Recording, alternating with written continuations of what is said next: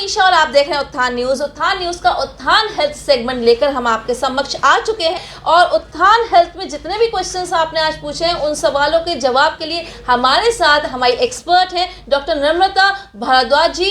Ma'am आपका बहुत बहुत स्वागत है उत्थान हेल्थ में। और इसी के साथ हम अपना सेगमेंट ये स्टार्ट करते हैं और हमारी जो पहली श्रोता है वो है रीता जी, मिसेस रीता, जिन्होंने पूछा है पीसीओडी के बारे में। मैम ये पीसीओडी मैंने बहुत सुना है लेडीज़ के अंदर, गर्ल्स के, अनमैरिड लोगों के अंदर जो गर्ल्स होती हैं, पीसीओडी होता क्या है आखिर?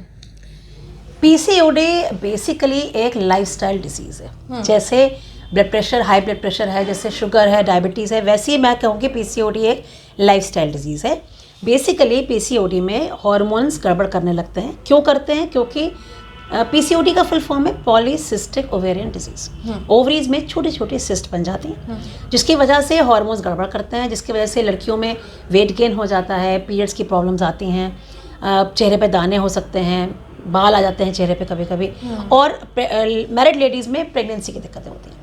तो इससे घबराने की ज़रूरत नहीं है। पहला तो ट्रीटमेंट हम इसका यही बताते हैं कि भाई वेट गेन हो रहा है तो वेट लूज़ करो, ईट हेल्दी लाइफस्टाइल लो, एक्सरसाइज करो, और ऑलमोस्ट 80% पेशेंट्स इससे ठीक हो जाते हैं। PCOD curable, it is curable. इससे घबराने की ज़रूरत नहीं है। बहुत कम पेशेंट्स में मेडिकेशन की ज़रूरत पड़ती है, लेकिन lifestyle is the first stay of treatment. सबसे पहले मेडिकल ट्रीटमेंट में मत भागिए, सबसे पहले लाइफस्टाइल ठीक कीजिए। Regular exercise very important. ठीक है, तो हमारी अगला सवाल है जो पूजा जी ने पूछा है। उन्होंने ये पूछा है, ये एक्चुअली गांव की है और इनके साथ साथ और भी बहुत सारी महिलाओं से मिलती हूँ, तो वहाँ पर उनके सवाल होते हैं कि हम जो है ज़िला अस्पताल में या किसी भी अस्पताल में जाके क्यों डिलीवरी कराएं, हम तो घर पे ही करा लेते हैं, हमें वैसे कोई दिक्कत नहीं होती है।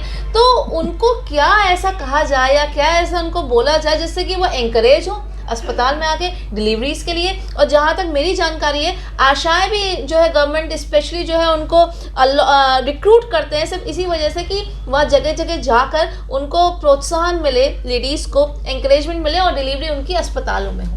देखिए, आशा वर्कर का नियुक्त होना का कारण ही यही था कि बहुत ग्रास रूट्स पे, जहाँ पे सब महिलाएं रहती हैं गांव में, सबके पास तक हेल्थ केयर नहीं पहुंच पाती थी।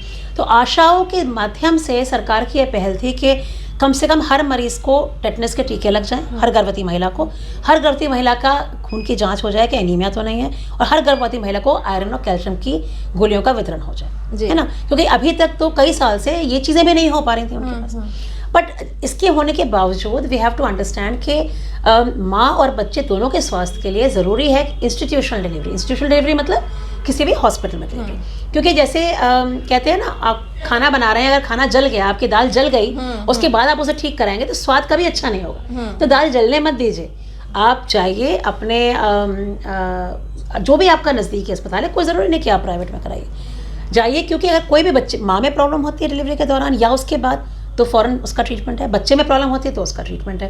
कुछ साल पहले सरकार ने प्रोत्साहित भी किया था कुछ पैसे देके महिलाओं को कि भाई आप जो अस्पताल में कराएगा डिलीवरी, उसको पैसे दिए जाएंगे। जो भी है, मतलब खाली पैसे से तो मेरे ख्याल से बहुत लंबा प्रोत्साहन नहीं मिल सकता है। इन लोगों को, मरीजों को समझाना पड़ेगा, उनका एजुकेशन ये देनी पड़ेगी कि आप अपने और अपने बच्चों के लिए करिए। क्योंकि इतने बच्चे तो आजकल नहीं है ना कि आप 10-12 बच्चे कर लें, 4-5 मर गए, 4-5 जिंदा हैं। तो जो बच्चे कर रहे हैं उनको स्वस्थ कीजिए, अपना स्वास्थ्य का ध्यान रखिए, इसी के लिए तो कमा रहे हैं। बिल्कुल सही बात है। पहले की तरह था कि 10-12 बच्चे कर लिए, अब तो 1-2 में ही। मैंने सुना है कि सारे जो महिला, बस 1-2 बहुत है हमारे लिए। खैर, आप डिलीवरी जब भी सोचना दिमाग में आया आपके कि डिलीवरी जो है मुझे घर पे ही कर लेंगे या आस पड़ोस में ही, या फिर कोई भी ऐसी आपकी महिला होगी जो कर लेंगे, तो ये दाल जलने वाला है ना, ये एग्जाम्पल जरूर ध्यान रखिएगा कि दाल जल गई फिर क्या होगा। इसलिए अस्पतालों में आना जरूरी है। इसी के साथ लेते हैं एक छोटा सा ब्रेक के बाद फिर से हाजिर होते हैं उत्थान हेल्थ में।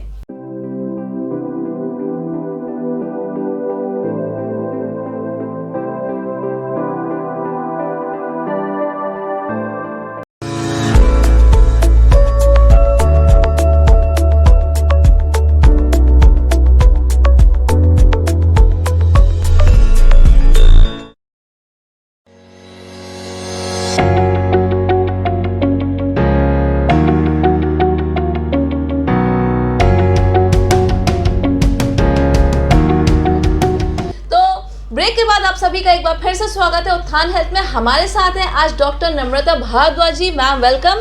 एक बार फिर से आपका स्वागत है।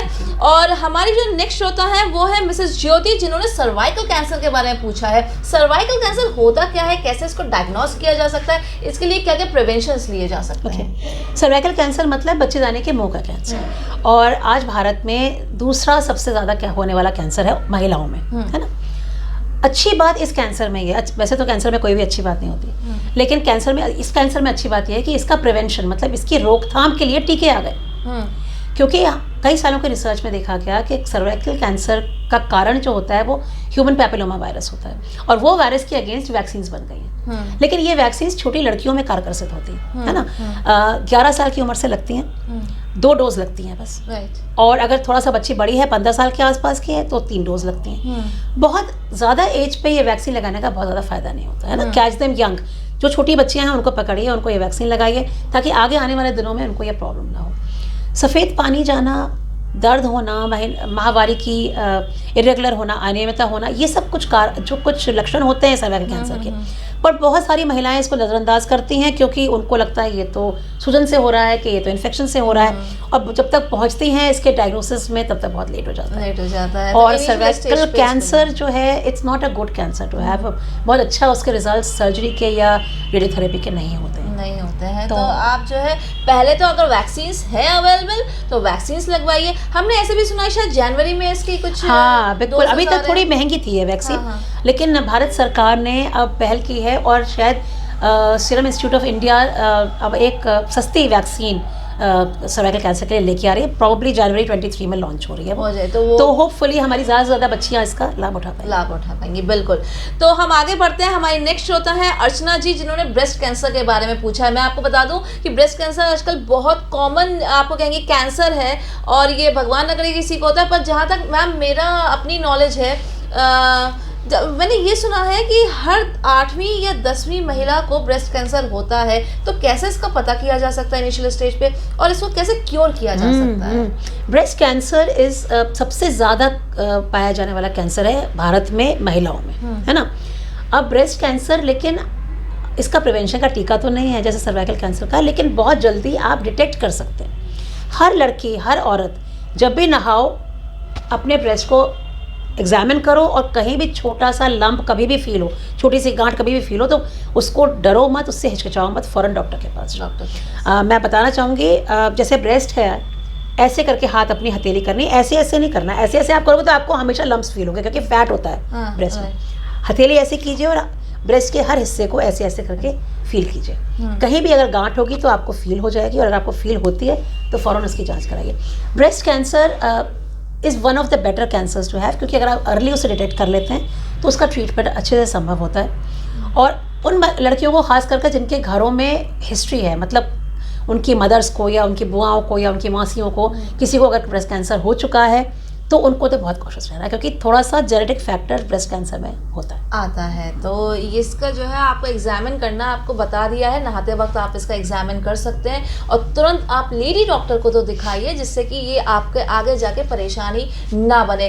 तो यही थे हमारे सवाल जो हमारी एक्सपर्ट ने दिया। मैम पहले तो आपका बहुत बहुत धन्यवाद, thank you so much for your time, कि आपने इन सारे सवालों का बहुत बखूबी से आपने जवाब दिया। तो इसी के साथ हम ऐसी उम्मीद करते हैं कि आप अगले भी एपिसोड में और आने वाले काफ़ी एपिसोड्स में हमारे साथ जुड़ी रहेंगी उत्थान हेल्थ के। तो श्रोताओं, ये था हमारा उत्थान हेल्थ, जिसका हमने आपको जो भी सवाल हमसे पूछे गए थे जिसका जवाब दिया।